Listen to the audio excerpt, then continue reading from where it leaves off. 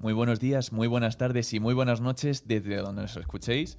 Soy Pedro Martín y estás escuchando Todo Literatura, aquí en Click Radio TV. A continuación tenemos un programa muy interesante patrocinado por Ediciones Matrioska, donde un libro es más que un libro. En el programa de hoy contaremos con la presencia de Cristina Iglesias, quien podrá explicarnos más a fondo los entresijos de sus libros, junto con otras secciones como los clásicos así nomás, actualidad literaria y quédate, que tenemos más. No nos enrollamos, bienvenidos. Esto es Todo Literatura.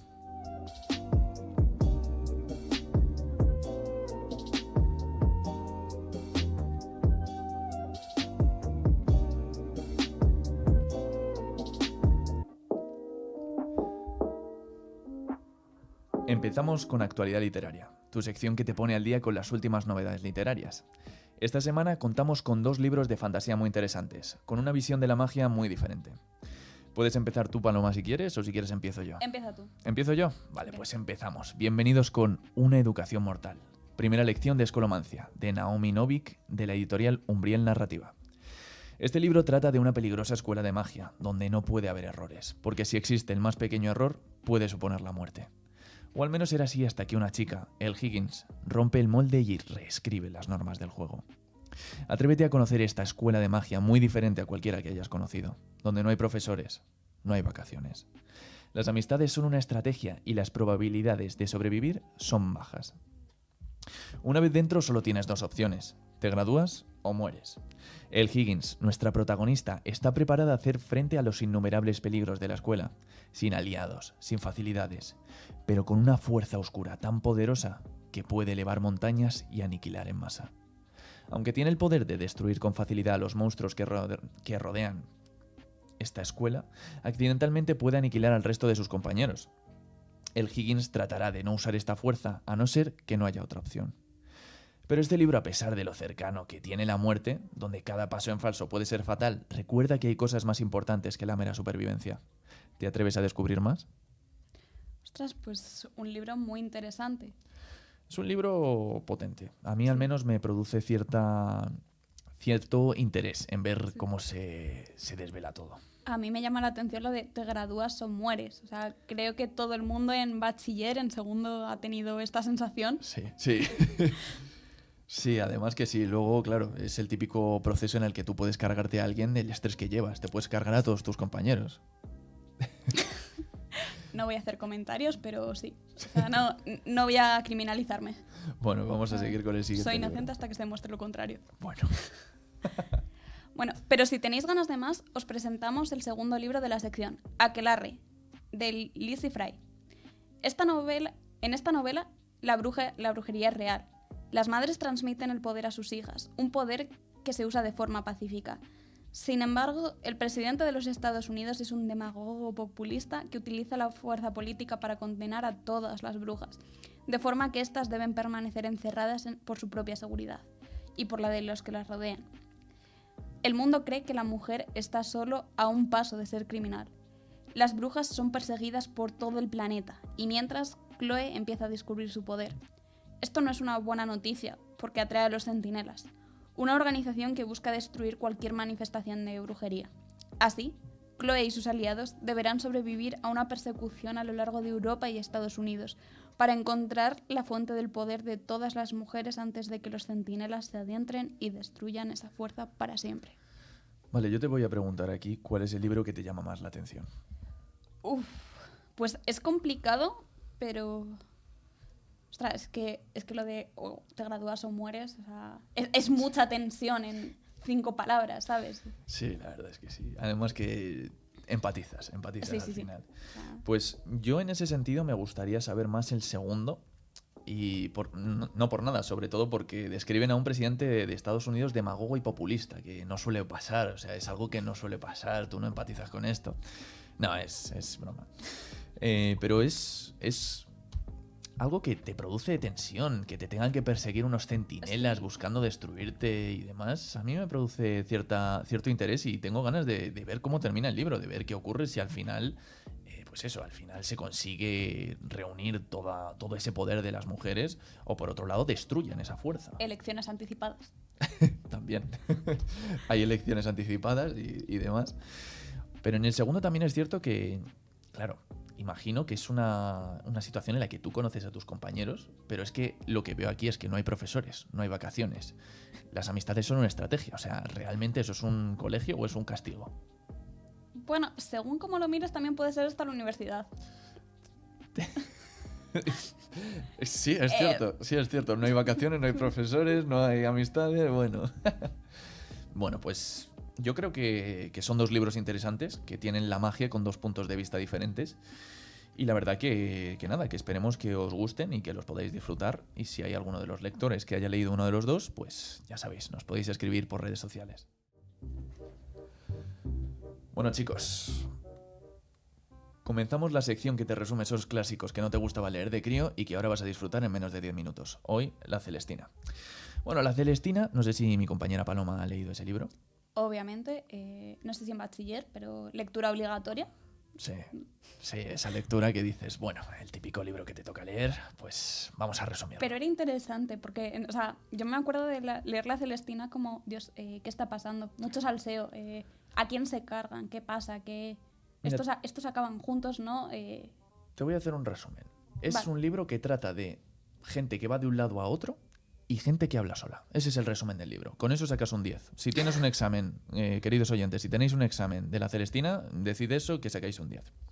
La Celestina, vamos a hacer un resumen así un poco técnico, es un libro clásico del siglo XV, una de las obras más importantes de literatura española y cuyo autor es Fernando de Rojas, aunque su autoría es bastante confusa. Pero en teoría, o la teoría más aceptada, es que el primer capítulo es de un escritor anónimo, mientras que el resto de la obra es de Rojas. Contaba con 16 actos, originalmente llamado Comedia de Calisto y Melibea, mientras que la segunda edición se pasó a llamar Tragicomedia de Calisto y Melibea. Claro, se ve que la comedia solo no vendía, así que le metieron Tragicomedia. Hombre, a ver, teniendo en cuenta el final, claro. Creo, o sea, no voy a hacer spoiler, que lo vas a hacer tú, sí. Supongo, pero teniendo en cuenta el final y las muertes, Tragicomedia me parece... Claro. Me parece el título. Bueno, yo lo llamaría comedia, porque las muertes... Ojito. Ya, pero es gente que muere, o sea... Quiero decir, no deja de haber un componente triste. Claro, o sea, al principio se llamaba comedia porque tenía 16 actos. Con la tragicomedia, pues pasó a tener 21, que son justo ahí ese destino final, esa cadena de muertes, que bueno, ahora las analizaremos. Finalmente se dejó todo eso a un lado de Calisto y Melibea y para vender más se pasó a llamar. Exactamente, La Celestina. Vamos al grano. Todo comienza un día soleado, con Calisto entrando en la huerta de Melibea. Ahí un poco indirecta. Cuando persigue un halcón. Así comienza uno de los clásicos españoles más conocidos. Por un halcón. El joven siente interés por ella, pero ella lo rechaza. Más tarde el criado de Calisto, llamado Sempronio, que por cierto, aquí va a haber un lío de nombres.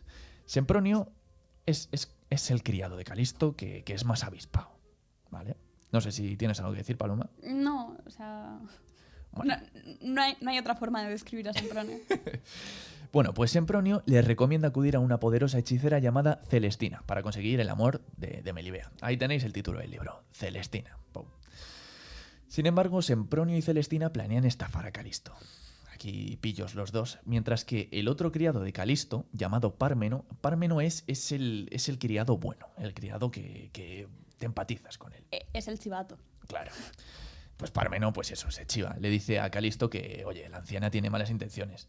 Calisto no hace caso y la anciana ofrece ayudarlo a cambio de unas monedas de oro. Bueno, tras esta negociación, Calisto, aquí empieza el primer envío. Envía a Sempronio a casa de Celestina. Y al reunirse planean la forma de aprovecharse. Luego Celestina se dirige a casa de Melibea. Aquí ya van dos viajes. El de Sempronio a casa de Celestina y de Celestina a casa de Melibea. Bueno, total. Que llegan a casa de Melibea y Melibea se enfada con la anciana tras conocer sus intenciones. Pero consigue persuadir a la joven sin mucho esfuerzo. Claro, tenemos imágenes de esa reunión. Tenemos imágenes. O sea, Celestina dijo, porfa. Melibea dijo, no me insistas más. Celestina dijo, porfa, y bueno, Melibea dijo, venga, vale. Una Venga. negociación... Venga, vale, pesada. Claro, una negociación clásica de toda la vida. Celestina de esta forma consigue un cordón de Melibea para completar el hechizo. Bueno, Celestina vuelve a su hogar y mientras habla consigo misma. Primera vez que vemos que habla consigo misma. Bueno, después se reúne con Sempronio y van a casa de Calisto. Allí le cuentan lo ocurrido en casa de Melibea. Tras la charla, Pármeno acompaña a Celestina a su hogar. Acompaña. Esto va de acompañar de un lado a otro, así que... ¿Tienes algo que decir, Paloma? Que qué pena que no había Uber en aquella época porque los del Uber se habrían forrado. Claro, claro. O sea, esto al final es una historia, es Taxi Driver escrito en el siglo XV. Es que no hay más. Después de todo esto, Sempronio se va a la casa de Calisto. Le cuentan lo ocurrido en casa de Melibea y Pármeno acompaña a Celestina a su hogar. Bueno, Pármeno recordemos que es, por así decirlo, el bueno, ¿vale? Pues Pármeno pues, le recuerda la promesa que le hizo la anciana de entregarle a Areusa. Bueno, que Areusa para no meter aquí cierto... ¿La criada de Melibea puede ser? Sí. Areusa es una mujer dentro de la casa de Celestina, porque la casa de Celestina es un prostíbulo. Un sitio ocurrente. Sí, cierto. Bueno, total, que Pármeno al final pasa la noche con Areusa. Al día siguiente, Pármeno regresa a la casa de Calisto. El fiel criado deja de ser fiel, pero no criado, y se alía con Sempronio. Así que Pármeno y Sempronio se alían. Pármeno y Sempronio son ahora mismo, pues eso, los bad boys de la época. Y bueno, entre unas cosas y otras, los sirvientes van a casa de Celestina, comen con Elicia y Areusa, que son sus respectivos intereses amorosos, y Lucrecia, la criada de Melibea, llama a la puerta para decir, oye, queremos que vuelvas a casa de Melibea. Melibea habla consigo misma sobre Calisto. Más tarde, la joven le confiesa su amor por Calisto. Ambas concretan una cita clandestina entre los amados. Y sin embargo, pues bueno, la madre llega a casa, ve a Celestina y dice, oye, a mí no me gusta esta mujer porque la anciana tiene mala fama. La joven miente y defiende a la hechicera. Bueno, Celestina luego le comunica a Calisto claro, esto es un ida y venida, y nada. Al final Calisto le entrega una cadena de oro a Celestina. Y así surge el primer encuentro que va tan bien que conciertan otra cita. Qué caro salía Tinder en aquella época. Sí, o sea...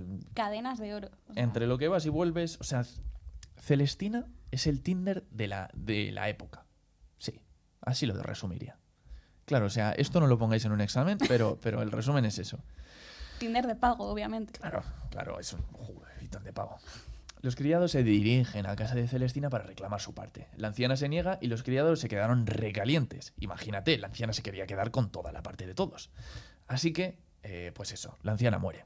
Hasta pronto, Celestina. Siempre te recordaremos por tu avaricia y tus ganas de estafar a todo el mundo. Sosia y Tristán, que son los otros criados de Calisto... ¿Pero cuántos criados tiene ese señor? Mínimo 4. O sea, tiene a Sempronio y a Pármeno, que mueren. O sea, Sosia y Tristán van a decirle a Calisto que mueren. O sea, no entran más.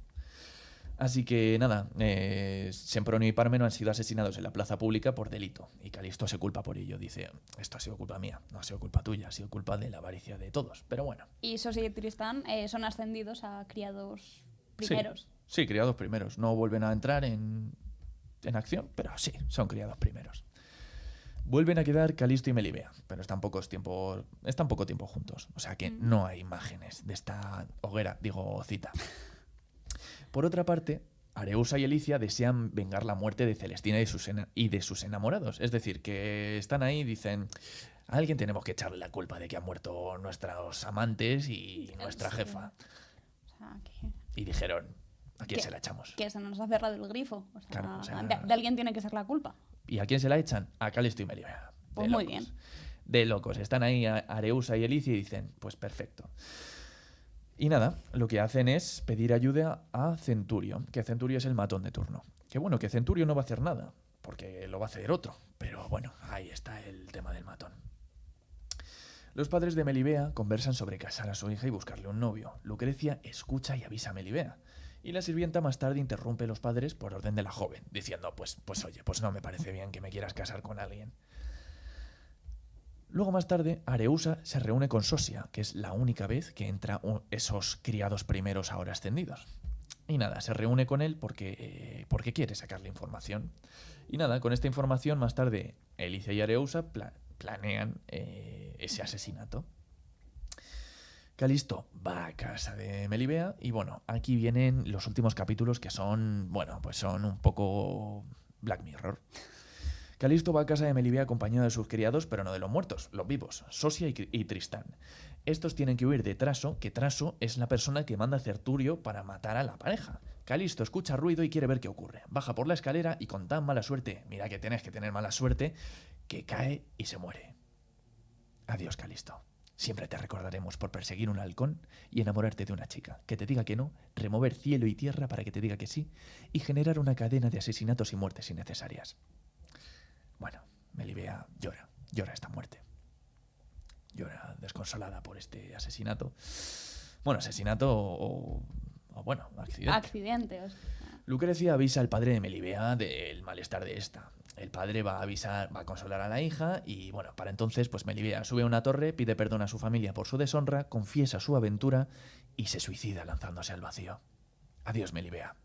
Que no creo que te recordemos porque no tienes nada malo destacable. Pero adiós, Melibea.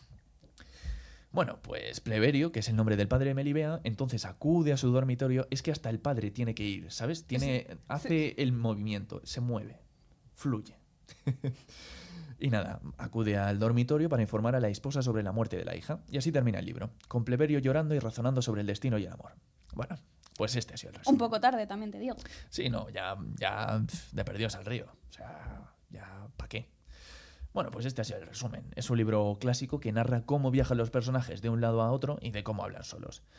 Y bueno, de fondo trata el amor, la avaricia y bueno, desde el primer capítulo ya se sabe por dónde puede tirar. Así que nada, ¿qué te ha parecido este resumencillo? Pues me ha parecido bien y recuerdo que lo que me llamó la atención es que de todas las formas posibles de matar a un personaje, de matar a tu protagonista, se cae por las escaleras. O sea, sí. Es como si, bueno, se resbala en la ducha y... Por eso te decía que me parecía bien lo de tragicomedia, porque es por una parte, oh Dios, ha muerto el personaje, ha muerto el protagonista, pero por otra parte es que no puedes sentirte triste. O sea, de hecho yo me acuerdo ya te digo, de pensar, tú eres imbécil. Sí, o sea, sí. O sea, la verdad que sí. Y no empatizas con nadie. Fue como haber puesto patitos en la escalera. Claro, los típicos patos de escalera que sirven para que no te resbales. Sí, o sea, eso al final está ahí. Pero bueno, así es uno de los clásicos más importantes de la literatura española del siglo XV. Potente, ¿eh? Hombre, muy parecido a Romeo y Julieta. Sí, la verdad es que sí. Bueno. Ya hablaremos de Romeo y Julieta en Vale. en las próximas semanas. Y nada, con esto terminamos esta sección. Muchas gracias. ¿Qué pasó con ese halcón?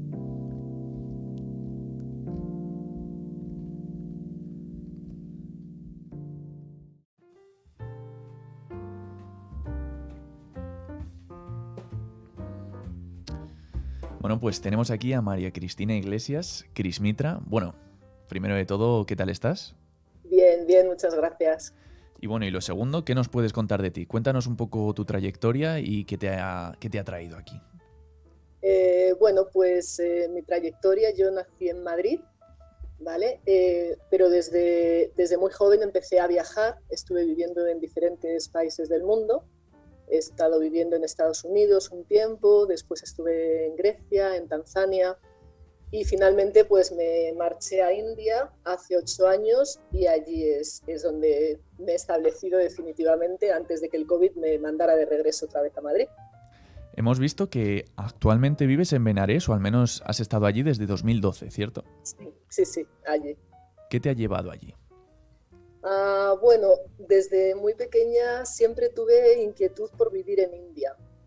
Siempre era como un sueño el poder vivir en India y cuando fui la primera vez en el año 2011 fui con un viaje organizado y decidí que me tenía que quedar a vivir allí.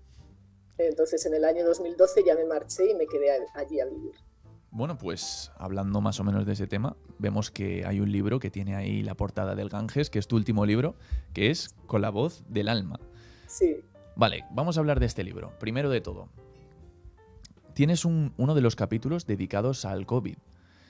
Quiero preguntarte, ¿cómo ha influido este virus en tu forma de escribir y sobre todo en este poemario en particular? Bueno, la verdad es que ha influido bastante, porque cuando escribí los poemas sobre el COVID estaba en cuarentena en mi casa de Benarés, ¿vale? Me pasé 70 días en la casa porque fue una cuarentena muy larga la que tuvimos que hacer en India. Y estuve completamente sola, entonces, bueno, pues si la poesía siempre ha sido para mí un desahogo, pues en esta ocasión muchísimo más, ¿no? Y después, claro, me ha seguido influyendo porque una vez que ya consigo volver a España, el desarraigo de no poder volver a India de momento, pues también hace que la poesía se plasme todo eso. Sobre esto te quería preguntar también, claro, todo este proceso de COVID te ha tenido mucho tiempo en casa, mucho tiempo pensando, mucho tiempo fabricando este libro. ¿Qué tenías pensado? ¿Tenías pensado el poemario de antes? ¿Querías hacer de antes el poemario o has ido acumulando poemas y justo te has encontrado con un poemario? Sí, mis dos poemarios, porque tengo uno anterior que salió en 2019, en Versos sin tiempo, los dos han surgido de manera natural, ¿vale? Yo no me planteo escribir un poemario, sino que yo desde muy pequeña, desde que tenía 13 años, escribo poesía y siempre he escrito poesía, ¿no? Para mí ha sido, pues eso, como os decía, una forma de expresión siempre.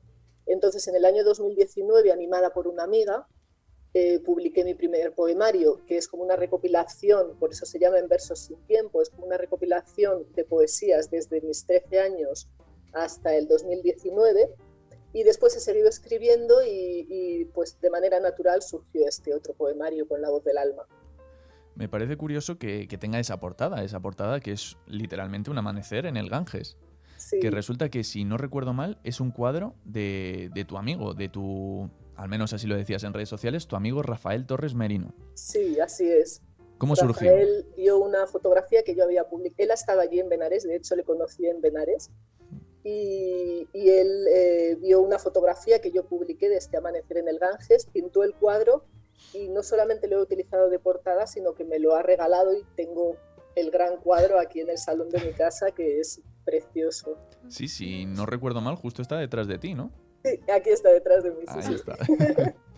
Vale, pues tengo varias preguntas sobre el amanecer. Primero de todo, ¿por qué se te ha ocurrido ponerlo de portada? La verdad es que es un cuadro que me transmite muchísima calma, me transmite muchísima paz. Y creo que con el título del libro y con lo que lleva dentro encajaba bastante. Y después porque el amanecer en el Ganges es uno de los momentos más mágicos de la ciudad, en Benarés. Y bueno, lo he visto millones de veces y ahora que no lo puedo contemplar, por lo menos que esté ahí en la portada del libro. No dejas de tenerlo presente.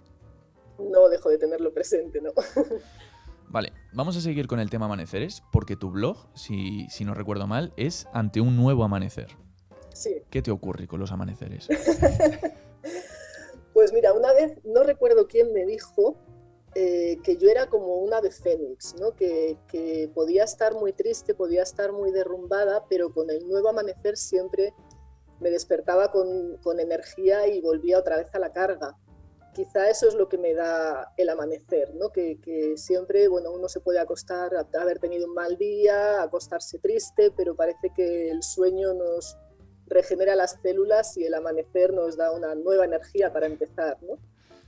Es interesante, es interesante. Y ahora te voy a poner un pequeño reto, porque me has pintado muy bien el amanecer y justo he visto en redes sociales que has subido un amanecer en Navalcarnero. Así que Sí. Ese trabajo que te voy a decir es ¿en qué se parece el amanecer en el Ganges o en Benarés a un amanecer en Navalcarnero? Uf. Yo te diría que la única similitud es que el sol aparece por el horizonte, pero nada más.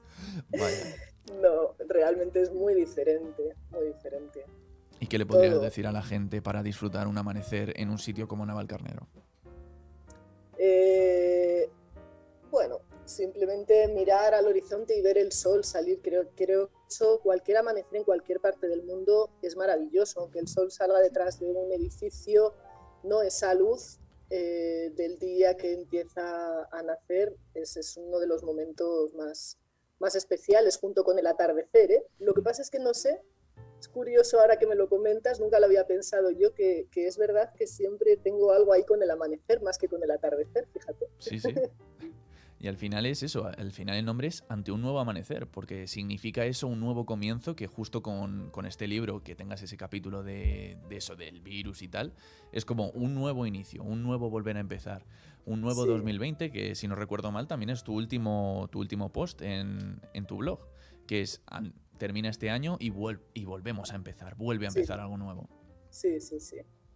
Y de hecho, el blog Ante un nuevo amanecer, le puse este nombre y lo empecé el blog en un momento en el que mi vida tenía que volver a amanecer, ¿no? Que fue el momento en que perdí a mi pareja, que murió, y bueno, pues por eso, cuando yo empecé a escribir y a sacar un poco a la luz en ese momento el duelo sobre todo, era un nuevo amanecer para mí, ¿no? Pues justo, bueno, no es un plato de buen gusto, pero justo también en este tercer libro vemos que también hay una sección dedicada a la muerte de un familiar como puede ser tu abuelo. Sí. Ha sido para mí un golpe muy duro perder a mi abuelo, aunque tenía 100 años. Sí, 100 años y 7 meses. 7 meses, sí. Es que cuando uno llega a los 100 años es como los bebés que dices, tiene 7 meses y 3 semanas. Pues cuando uno llega al reto de cumplir 100 años, yo creo que cada día hay que sumarlo, ¿no? Sí, tal cual. Sí. Pues esperemos que sean más felices esos próximos capítulos, al menos que no tengan ese duelo.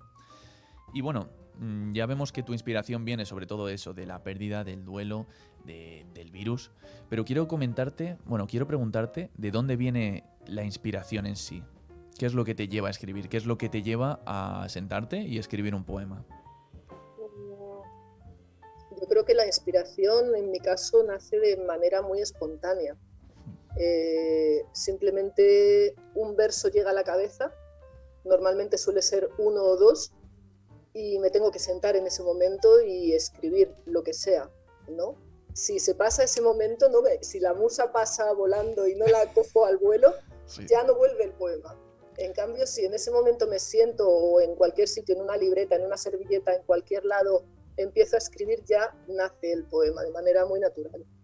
Claro, comentas lo de la servilleta. ¿Tienes siempre contigo una libreta o algo para apuntar o dónde apuntas? Sí, siempre. Ahora, últimamente, te digo la verdad, me resulta más fácil en las notas del móvil. Quiero decir, si vas en el metro de pronto, pues ha habido poesías que las he escrito en el metro, que de repente he visto una persona, una mirada, una situación y me ha venido la poesía. Pues ahí escribir en el metro con el boli y el papel, teniendo el móvil ya, antes sí lo hacía, pero ahora con el móvil se queda en las notas del móvil. Claro, porque he visto también en fotos tuyas que escribes en máquina de escribir, escribes y ahí es donde posteas, pues eso, todo lo que escribes. Y lo que te quería preguntar era si eras más de métodos tradicionales como máquina de escribir o si eras más moderna en ese sentido de escribir en notas. ¿Qué te suele llevar más? ¿Qué te suele gustar más? ¿Escribirlo de forma tradicional o de la forma más moderna? No, yo las escribo a mano. Incluso las que escriba en las notas del móvil, después las suelo pasar a mano a mi libreta. Y una vez que están todas a mano, las escribo en el ordenador, por la facilidad también de la corrección. La máquina de escribir es verdad que es muy romántica y me encanta, pero la utilizo más para cosas más cortitas, como pueda ser un pequeño relato o alguna frase que se me ocurre. No, pero escribir un poemario entero en la máquina de escribir hoy en día... No. Lleva mucho tiempo, muchas hojas también, no mucho papel. Como te equivoques de tecla, a la porra toda la página también. Claro, sí. Vale, pues quiero preguntarte ahora más específicamente del libro. Y es que, te quería preguntar cuál es tu figura literaria o en qué te basas para escribir, porque sí que es cierto que hay un poema que se llama Acrósticos, donde pones el acrónimo de meditación. Y hay otras formas donde haces una repetición al inicio, como en A veces la vida, y a veces juegas con la filosofía del OM. Quiero preguntarte que cuál es tu figura literaria o en qué estilo te sientes más cómoda. Si te digo la verdad, no me ajusto a ningún estilo. No no tengo ningún estilo preferido, ¿sabes? De pronto me puede salir un soneto, de pronto un acróstico o de pronto una poesía sin rima, ¿no? De verso libre. Depende del sentimiento, del momento. Hay veces que me viene la inspiración, como te decía, en esos 2 primeros versos, que en principio parece que no riman y sin embargo cuando me pongo a escribir me sale una rima, ¿no? Soy bastante de rima, eso sí que no sé si lo habréis visto. Sí. Me gusta mucho la rima. Sí. Hemos visto sobre todo una rima más asonante y la verdad que es fácil de leer. Hemos estado esta mañana revisando el libro y demás, y la verdad es que ha sido muy fácil de leer yo me estaba ahí con las rimas y anotando, digo, bueno, vamos a ver aquí y tal, y la verdad es que se nos ha hecho muy amena la mañana y te lo queremos agradecer. Sí, nos has alegrado la mañana. Y sobre Yo todo... creo que es una poesía, perdona que te interrumpa, creo que es una poesía, y por lo que me dice la gente también que ha comprado el libro, los 2 poemarios, es una poesía muy fácil de entender. Sí. No es una poesía complicada que leas algo y lo tengas que releer 5 veces para que te llegue el mensaje, sino que es una poesía muy directa y muy sencilla, ¿no? Sí. Que eso también tiene mucho mérito, porque al fin y al cabo tú cuando escribes te estás dirigiendo a un lector y tú tienes que expresar lo que tú sientes y que el lector te entienda. Sí, claro. Sí. Que lo sienta sobre todo. Sí. Y hablando de entender, me ha hecho gracia ver que hay ciertas referencias a la religión hinduista. Ajá. Y con la filosofía del Om y demás. Te quiero preguntar, ¿cuál es tu formación en ese sentido para tener tanto conocimiento del tema? Pues mira, yo empecé a leer sobre hinduismo y sobre budismo cuando tenía 14, 15 años, ¿vale? Siempre ha sido algo que me ha llamado muchísimo la atención. En el año 2008 estuve en un grupo de meditación de budismo tibetano durante 4 años, estudiando budismo y demás. Y después los 8 años en India obviamente me han impregnado de hinduismo también. Es una religión con la que me siento muy cómoda. No practico, ¿vale? No soy practicante, no me considero practicante de ninguna de ellas. Hago mi práctica personal, pero sí que tiene mucha influencia en mí. A la hora de mi día a día, de mi vida, de mis principios, el hinduismo y el budismo sí que me influyen. Ahora te quiero preguntar, ¿el tema yoga practicas? Pues en este momento no, he practicado durante muchos años, en este momento solamente meditación. Interesante. Vale, pues con esto terminaríamos este primer libro, pero me parece interesante que hayas hecho 3 libros. El primero, si no recuerdo mal, es un poemario, el segundo es de relatos y el tercero es otro poemario. Sí. Quiero preguntarte en qué género te sientes más cómoda, ¿en el de los relatos o en el de los poemarios? Para mí, sin duda, la poesía. La poesía es donde me siento más cómoda porque es lo que llevo escribiendo más asiduamente desde que era pequeña. Siempre me he sentido más cómoda. ¿Y qué te llevó a adentrarte en los relatos, en la narrativa? Pues mira, siempre había escrito cositas en prosa para mí, ¿vale? Nada que fuera con la intención de compartirlo con otras personas, pero los relatos también nacieron como de una manera muy espontánea también durante el confinamiento. Me pasé muchas horas, como os decía, en casa sola y de pronto pues me vino a la cabeza el relato de La máquina de escribir, como un cuentecito, ¿no? Lo escribí y a partir de entonces era también, puede resultar un poco curioso, pero eran como pequeños golpes de inspiración. Es decir, yo me iba a la cama, imaginaros, hemos pasado todos los que vivíamos solos, sobre todo muchas horas en soledad, ¿no?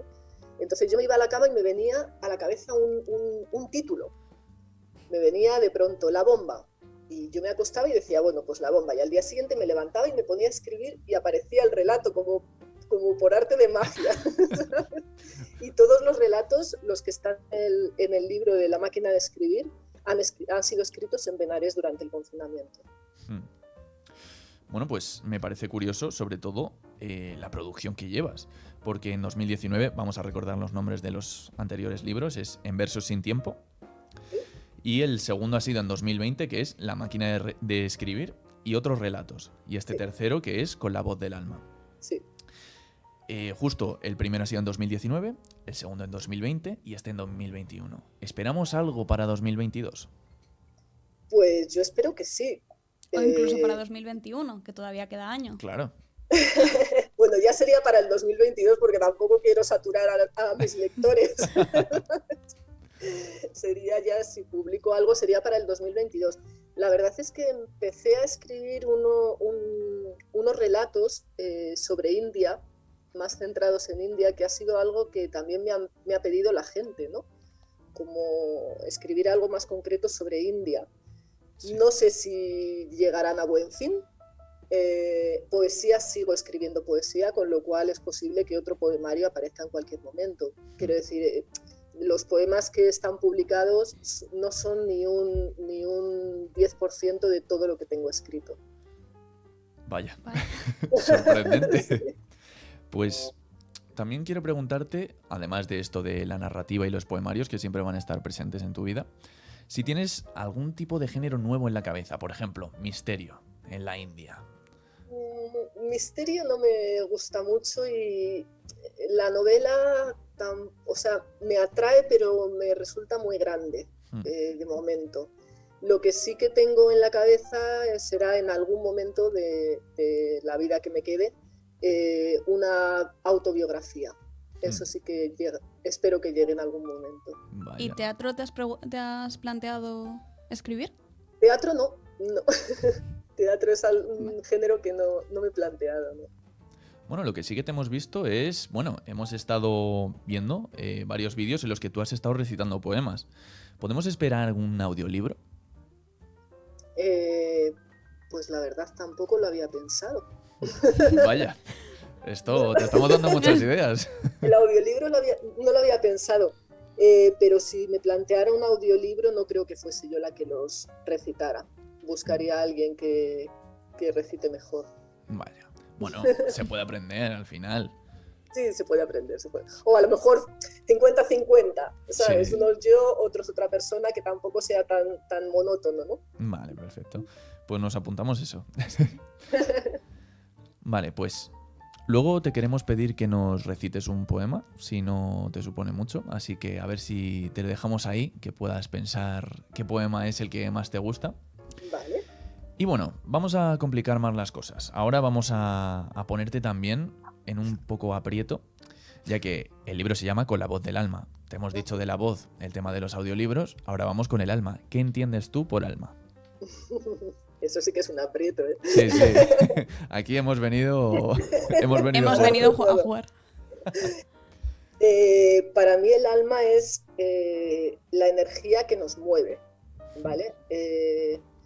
Unos lo llaman conciencia en el budismo, ¿no? Se puede comparar con la conciencia.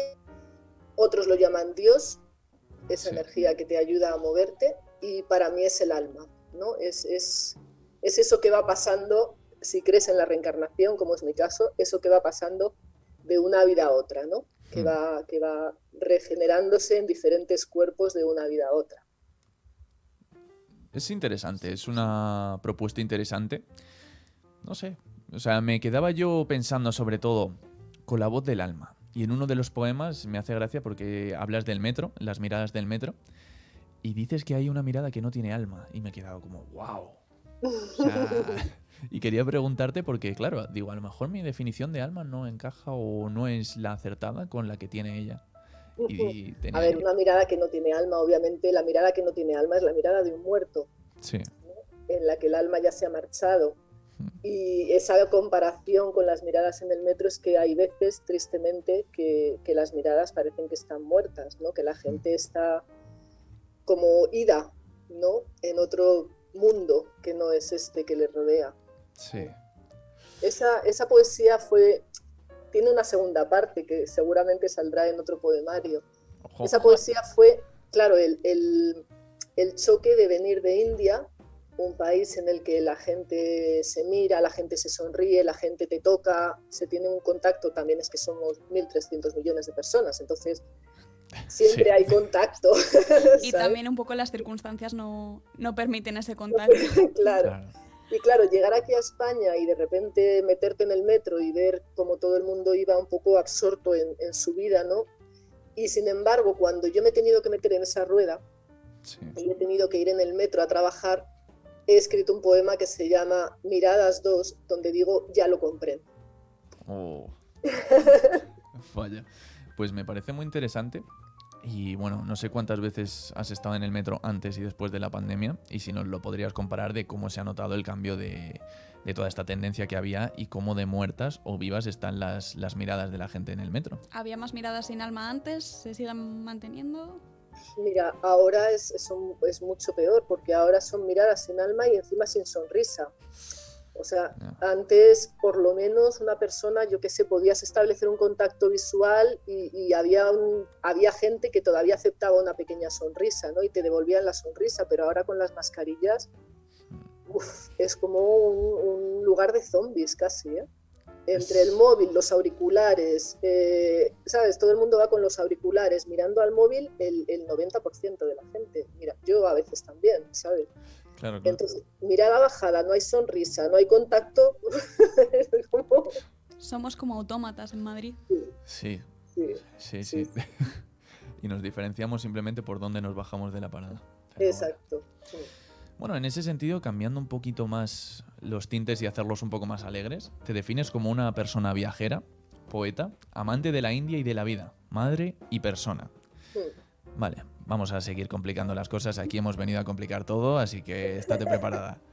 ¿Cómo te definirías tú en una sola palabra? Una sola palabra. Una sola palabra. Yo ya sé cómo definirte en una sola palabra, pero voy a ponértelo difícil. Una sola palabra. Pues podría ser la palabra intrépida. ¿Intrépida? Intrépida. Me gusta. ¿Sabes en cuál he pensado yo? ¿En cuál? Amanecer. Amanecer. También. Bueno, no sé cómo definiría Paloma. Sentimiento. Sentimiento. Ojo. Sentimiento. Qué bonita, gracias. 3 palabras que pueden ser el nombre de un futuro libro. Imagínate. Sí. Bueno, pues también otra cosa que te quería decir es que me parece curioso que digas que eres viajera, poeta, además, y que sin embargo presentaras en 2019. Y al final es lo que nos has comentado, que ha sido una situación de duelo y que tu amiga te recomendó escribir. ¿Tú has pensado antes de 2019 tener un libro, ser escritora y demás? ¿O ha sido de repente un boom? Ha sido un boom. O sea, yo llevo escribiendo, ya os digo, desde que tenía 13 años y nunca pensé que iba a publicar un libro.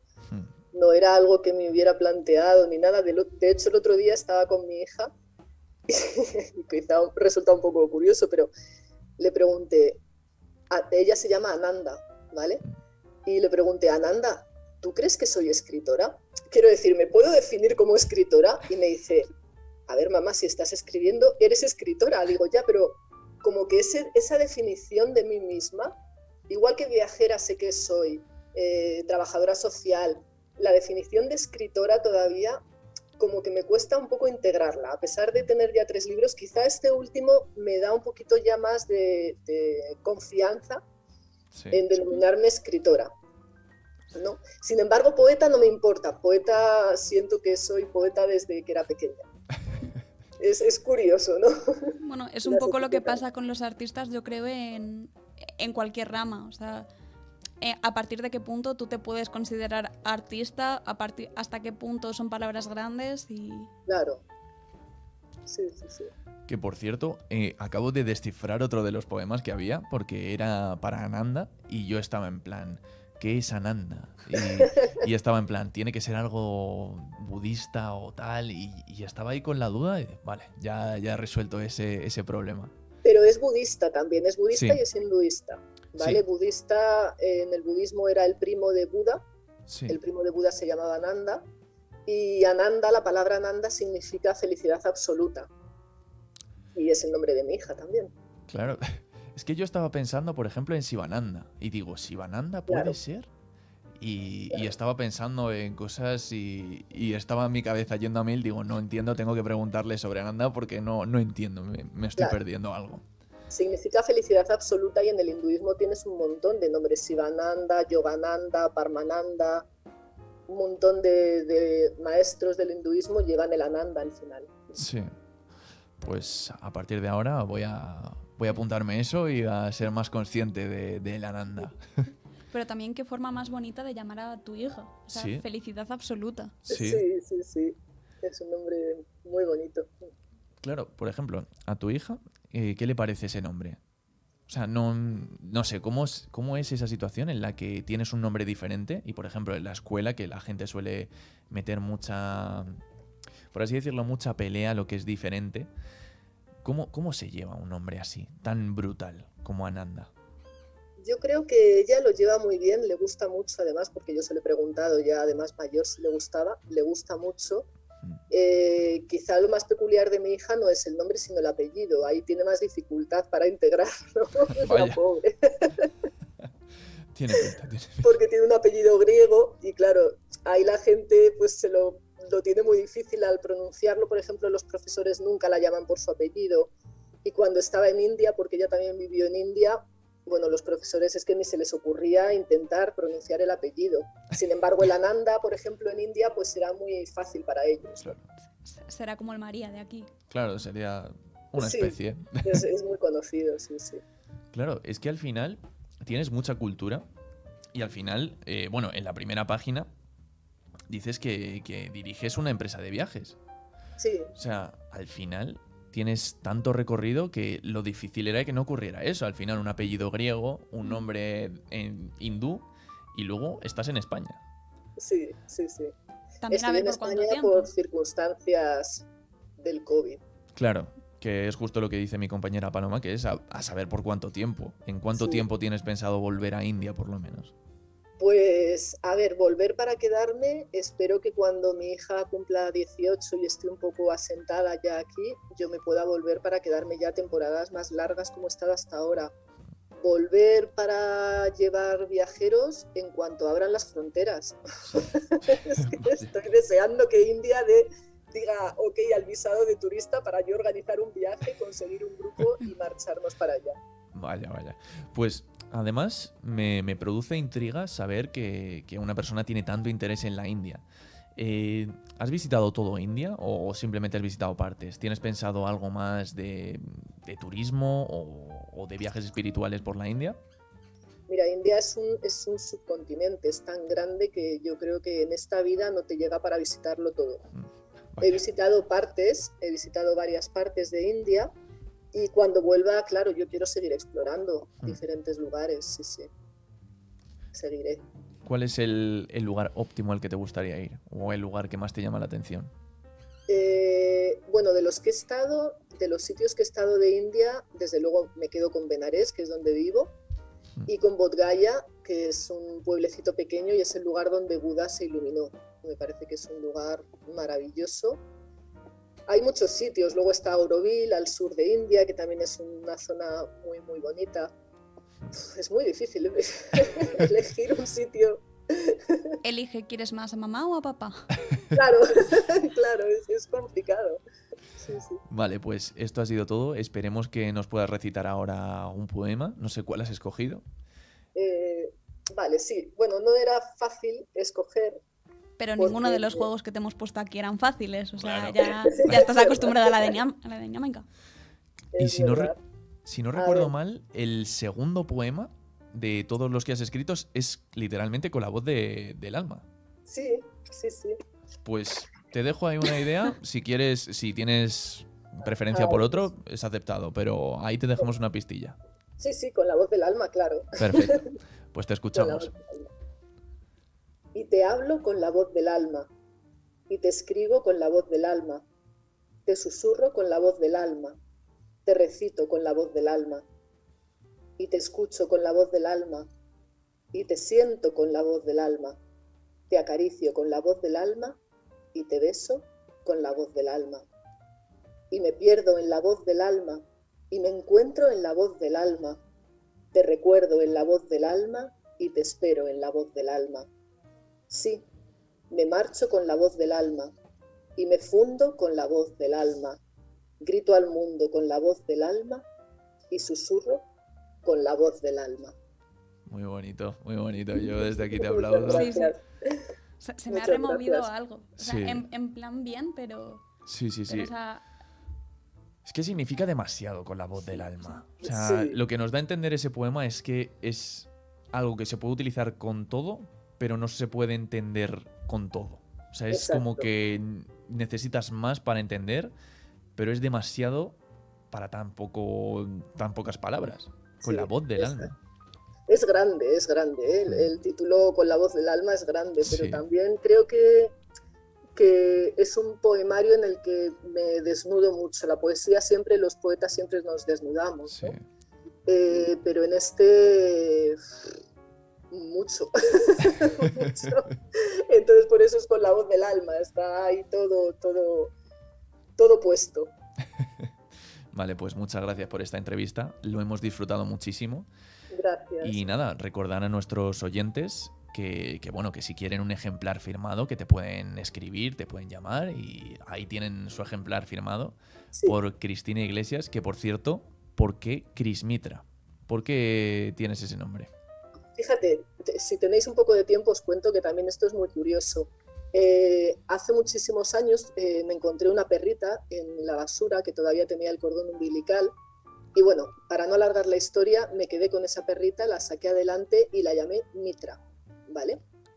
Al cabo de los años, cuando fui a Grecia, que fue donde nació mi hija, me enteré que la palabra Mitra significa útero en griego, ¿vale?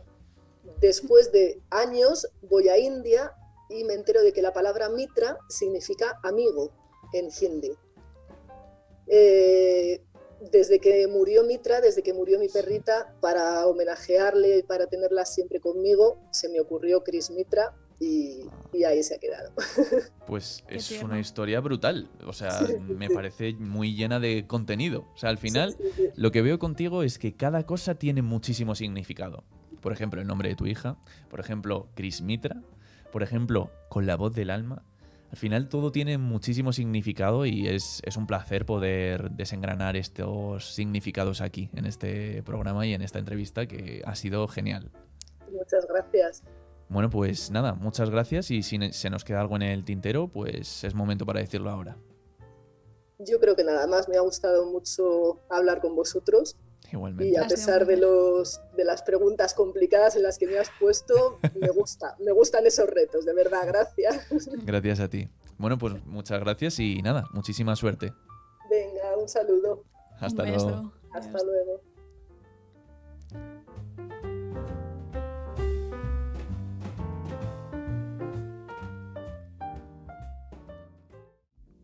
Bueno, pues esto ha sido todo por hoy.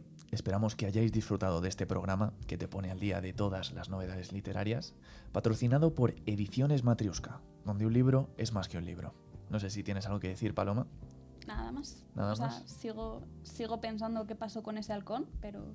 Ya, el halcón de la Celestina al final yo creo que se creó una empresa y una empresa de viajes, claro, y ahora se llama Halcón Viajes. Sí. Bueno, la próxima semana contaremos con más entrevistas, con más clásicos y con más información sobre tus libros favoritos. Podéis mandarnos por redes sociales, que las recordamos. El WhatsApp es 696-86-5228. Lo recordamos porque a lo mejor vamos muy rápido. 696-86-5228. Las redes sociales son el Facebook y el Instagram, Click Radio TV. No te has confundido. Click Radio TV. Todo junto, sin problemas. Ni puntos, ni barra bajas. Somos aquí reales y somos simples. Click Radio TV. Todas las sugerencias, mensajes, libros y todo tipo de texto que se os pase por la cabeza es bienvenido. Agradecemos sobre todo primero a mi compañera Paloma, muchas gracias. Un placer. Agradecer a los técnicos y agradecer a la radio, a la cadena, a Click Radio TV por permitir este programa, por hacer esto posible y sobre todo a vosotros, los oyentes. Muchas gracias. Esperemos que hayáis disfrutado de todo esto. Soy Pedro Martín y esto ha sido Todo Literatura. Hasta entonces, seguid leyendo.